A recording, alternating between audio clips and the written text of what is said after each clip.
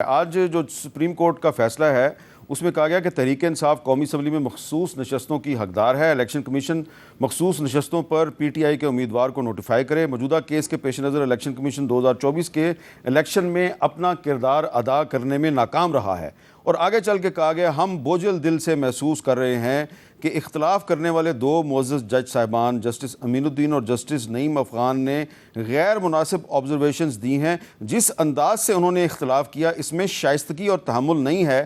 ایسی آبزرویشنز اعلیٰ ترین عدلیہ کی سالمیت کو نقصان پہنچاتی ہیں۔ یہ ہے جی دو ججز کے بارے میں آج کی ججمنٹ میں الفاظ۔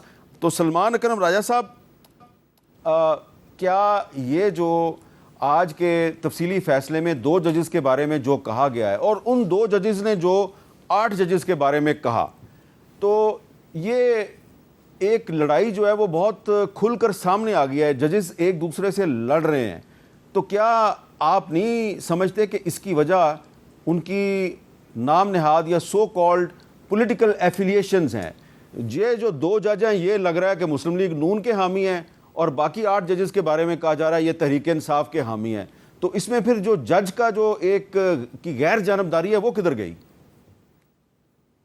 نہیں، یہ مذاق خیز بات ہے۔ کوئی اس طرح سے جانبدار نہیں ہے کہ ایک سیاسی پارٹی کا وہ وفادار ہو اور دوسرا نہ ہو۔ دیکھیں، یہ نظریات کا اختلاف ہوتا ہے، ساری دنیا میں ہوتا ہے۔ جو دو جج صاحبان نے کہا کہ 8 ججوں کے فیصلے کو نہ مانو، وہ بالکل غیر مناسب بات تھی۔ جب ایک میجورٹی آ گئی، ایک اکثریت آ گئی، تو سب کا فرض ہے کہ اس کو مانے۔ جو انہوں نے کہا وہ غیر مناسب تھا، اور جو آج منصور علی شاہ صاحب نے کہا ہے کہ ان کی زبان میں یا ان کے کہنے میں شائستگی نہیں تھی، وہ ٹھیک کہا ہے۔ لیکن یہ نہیں کسی جج کو کہنا چاہیے کہ ہماری ہی عدالت کے اکثریتی فیصلے کو الیکشن کمیشن یا دوسرا کوئی ادارہ نہ مانے۔ یہ تو اپنے ادارے کو منہدم کرنے والی بات ہے۔ میں نہیں سمجھتا تاریخ میں پچھلے 200-250 سالوں میں جب سے عدالتیں قائم ہوئی ہیں، ایک آپ کہہ لیجیے عہد حاضر میں، کسی جج نے ایسا کہا ہو کہ میری عدالت کے اکثریتی فیصلے کو نہ مانو۔ یہ غیر مناسب بات تھی، اور اس کو غیر مناسب ہی کہنا چاہیے۔ یہ میں سمجھتا ہوں ان سے چوک ہوئی۔ وہ اپنی رائے دیں، کہیں کہ ہمارا فیصلہ یہ ہے، ہم 8 جج صاحبان سے اتفاق نہیں کرتے، اور چھوڑ دیں اس بات کو۔ یہ کہنا 2 ججوں کا یا 3 ججوں کا جو اقلیت میں ہیں کہ اکثریت کے فیصلے کو نہ مانو، یہ مناسب نہیں تھا۔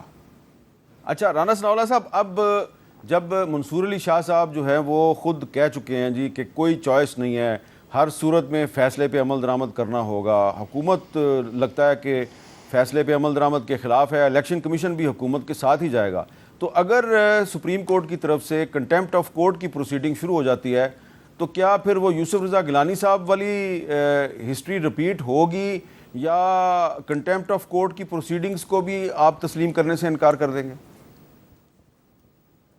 نہیں، وہ ہسٹری جو ہے وہ رپیٹ نہیں ہو سکتی۔ اور جسٹس منصور علی شاہ صاحب جہاں پہ یہ کہتے ہیں کہ کیونکہ کانسٹیٹیوشن میں یہ لکھا ہے اور سپریم کورٹ کے فیصلے کے اوپر عمل درآمد کرنے کے علاوہ کوئی چوائس نہیں ہے، جسٹس منصور علی شاہ صاحب کو یہ بھی دیکھنا چاہیے کہ یہ کانسٹیٹیوشن میں لکھا ہے کہ سپریم کورٹ جو ہے وہ اوور اینڈ ابو کانسٹیٹیوشن کوئی فیصلہ نہیں کر سکتا، اور ان کا فیصلہ جو ہے اس کے متعلق میرے جیسا کوئی لے مین نہیں، سپریم کورٹ کے ان کے ساتھی ججز کہہ رہے ہیں کہ اس فیصلے کے اوپر عمل درآمد جو ہے آئین کے آرٹیکل 51 اور 106 کو وائلیٹ کیے بغیر ہو ہی نہیں سکتا۔ اچھا، تو معاملہ یہ ہے کہ یہ معاملہ سپریم کورٹ میں ریویو پٹیشن دائر ہے، یہ ریویو میں جانا چاہیے، اور جس طرح سے جو ریکویسٹ کی ہے، التجا کی ہے اپنا راجہ صاحب نے کہ پوری قوم کو، سب کو جو ہے وہ اس معاملے کے اوپر جو ہے وہ بیٹھنا چاہیے، تو میں بھی یہ ریکویسٹ کروں گا کہ سپریم کورٹ کے ہمارے معزز ججز کو اس ریویو میں بیٹھنا چاہیے، سب بیٹھیں، پوری فل کورٹ بیٹھے، اور بیٹھ کے جو ہے وہ قوم کو اس جو ہے وہ یعنی اس بھنور سے جو ہے وہ نکالنے کی صحیح کرے، اور اب معاملات کو جو ہے وہ under the constitution, under the law لے کے آئیں، اور پارلیمنٹ کو وہ یہ نہ سمجھے کہ سپریم کورٹ سپریم ہے اور پارلیمنٹ جو ہے وہ ذلیل ہے۔ ایسے تاثرات جو ہیں وہ بھی پھر جو ہے وہ ملک کو آگے لے کے نہیں جا سکتے۔ اور میں سمجھتا ہوں کہ سیاسی جماعتوں کو اور سیاسی قیادت کو بھی، میں ایک سیاسی ورکر کے طور پہ میں یہ کہتا ہوں کہ تمام پولیٹیکل پارٹیز کو، پولیٹیکل لیڈرشپ کو ڈائیلاگ کرنا چاہیے، ملک جس اس وقت نہج پہ جس مرحلے پہ ہے، سلمان اکرم راجہ صاحب بھی اپنی پارٹی کے سیکرٹری جنرل ہیں، یہ بھی جرت کریں، یہ اپنے لیڈر سے بات کریں، اپنی پارٹی سے بات کریں، اور تمام پولیٹیکل پارٹیز کو جو ہے وہ لایا جائے ٹیبل کے اوپر، اور وہ بیٹھ کے جو ہے اس ملک اور قوم کے لیے جو ہے وہ بیٹھ کے کنسنسس کے ساتھ جو ہے وہ فیصلے کریں اور ان ایشوز کو ریزالو کریں۔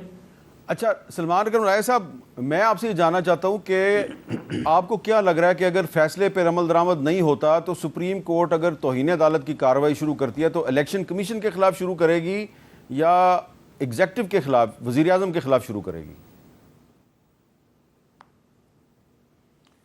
دیکھیں دونوں کے خلاف ہو سکتی ہے نا، جو کوئی بھی نظر آئے گا کہ فیصلے پر عمل کرنے سے انکاری ہے، سر دست تو الیکشن کمیشن ہوگا، کیونکہ الیکشن کمیشن نے مخصوص نشستوں کا جو عمل ہے انتخاب کا اس کو آگے بڑھانا ہے اور اس فیصلے کے مطابق نشستیں دینی ہیں۔ اگر الیکشن کمیشن ایسا نہیں کرتا تو اس کے خلاف بالکل کارروائی ہو سکتی ہے۔ اچھا، اب ایک اس میں اور جو رانا ثناءاللہ صاحب چیز ہے وہ یہ ہے کہ آج پاکستان تحریک انصاف کی طرف سے اعلان کر دیا گیا جی کہ ہم 28 ستمبر کو راول پنڈی کے لیاقت باغ میں جلسہ کریں گے۔ ابھی تھوڑے دن پہلے انہوں نے لاہور میں بھی جلسہ کیا، تو اس حوالے سے ایک انٹرسٹنگ آسپیکٹ یہ ہے کہ آپ نے بھی کہا تھا، خواجہ آصف صاحب نے بھی کہا تھا کہ جی علی مین گنڈا پور کو ہم اٹک کا پل کراس نہیں کرنے دیں گے۔ خواجہ صاحب نے ذرا سخت بات کی تھی، آپ نے تھوڑی نرم بات کی تھی۔ تو علی مین گنڈا پور صاحب جو ہیں وہ لاہور تو پہنچ گئے، اب وہ کہتے ہیں میں راول پنڈی بھی آؤں گا اور پھر اس کے بعد میاں والی میں بھی جلسے سے خطاب کروں گا۔ تو پہلے ذرا سن لیں علی مین گنڈا پور صاحب نے کیا کہا تھا۔ این او سی ہو یا نہ ہو، اگلا جلسہ لاہور میں ہوگا۔ مریم میں آ رہا ہوں، اگر مینار پاکستان میں اجازت ہوگی تو ٹھیک ہے، ورنہ ہمارے پٹھانوں کا اصول ہے ہم ڈھول بھی لے کے آتے ہیں، بارات بھی لے کے آتے ہیں۔ 1 سے 2 ہفتے میں قانونی طور پر عمران خان رہا نہ ہوا تو خدا کی قسم ہم عمران خان کو بھی خود رہا کریں گے۔ تو ان الفاظ پہ کافی سخت بیانات آئے تھے اور اس پہ خواجہ آصف صاحب نے اور رانا ثناءاللہ صاحب نے کیا کہا تھا، ذرا سنیں۔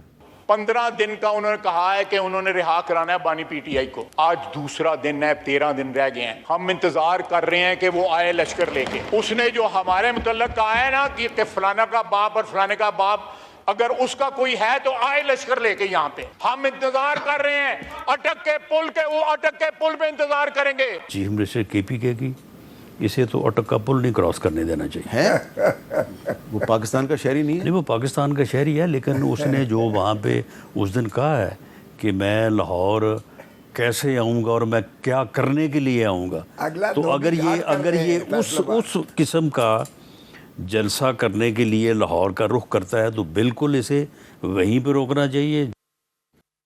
اچھا رانا صاحب، میں یہ نہیں چاہ رہا کہ اب آپ کو یہ پوچھوں کہ دیکھو جی وہ تو اٹک کا پل کراس کر کے آ گیا تو اس کو روکا کیوں نہیں۔ میں تو اپریشیٹ کرنا چاہتا ہوں آپ کو کہ آپ کی حکومت نے اس کو اٹک کے پل پہ نہیں روکا اور گنڈا پور صاحب کو لاہور آنے دیا۔ وہ اور بات ہے کہ وہ ٹائم پہ نہیں پہنچے اور جلسہ کر کے واپس چلے گئے، اب وہ راول پنڈی بھی آنا چاہ رہے ہیں۔ تو میں یہ سوال یہ پوچھ رہا ہوں کہ وہ لاہور بھی چلے گیا، وہ راول پنڈی بھی آ رہے ہیں، لیکن وہ جو انہوں نے ایک اعلان کیا تھا کہ میں اگر عمران خان کو رہا نہ کیا گیا 2 ہفتے میں تو پھر ہم اس کو خود رہا کریں گے، تو اس بیان پر بھی آپ نے نرم رویہ اختیار کر لیا ہے یا اس پر ابھی آپ انتظار کر رہے ہیں کہ 15 دن کے بعد وہ کیا کرتے ہیں پھر آپ کوئی ایکشن لیں گے؟ دیکھیں میر صاحب، میں نے کوئی تقریباً 8-10 سال پنجاب میں لا اینڈ آرڈر کی صورتحال کو جو ہے وہ دیکھا ہے۔ اس کے بعد مجھے مرکز میں بھی موقع ملا۔ میری رائے یا میری دانش میں یہ کوئی جلسے نہیں کر رہے، کوئی ان کا جلسوں والا کوئی معاملہ نہیں ہے۔ یہ صرف اس واقعے کی تلاش میں ہے کہ وہ واقعہ ہو اور اس سے جو ہے یہ وائلنس کی طرف جائے، یہ وائلنس کے لیے کسی واقعے کی تلاش میں ہیں۔ تو اس لیے میری یہ بالکل رائے تھی، میں نے اپنی پارٹی میں بھی رائے دی، میں نے پنجاب گورنمنٹ کو بھی رائے دی کہ آپ اس کو روکیں اور یہ اس کو کے پی کے تک ہی محدود رہنے دیں۔ اگر یہ یہاں پہ آئے گا تو یہ کسی ایسے واقعے کا موجب بن سکتا ہے جو واقعہ جو ہے وہ وائلنس کی طرف چلا جائے، تو اس سے ہمیں جو ہے وہ اس کو روکنا چاہیے۔ باقی اس میں دیکھیں اختیار جو ہے وہ پنجاب گورنمنٹ کا ہے۔ پنجاب گورنمنٹ اگر اس بارے میں فیصلہ کرتی تو روکا جا سکتا تھا، کوئی اتنا مشکل نہیں ہے۔